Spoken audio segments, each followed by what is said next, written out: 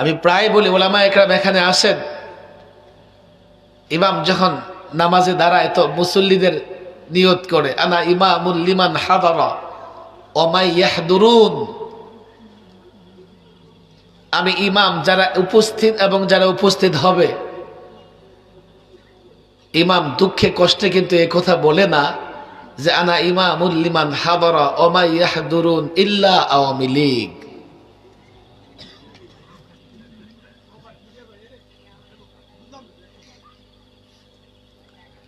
যে আমি ইমাম হচ্ছি যারা আসছে যারা আসবে, আওয়ামী লীগ ছাড়া।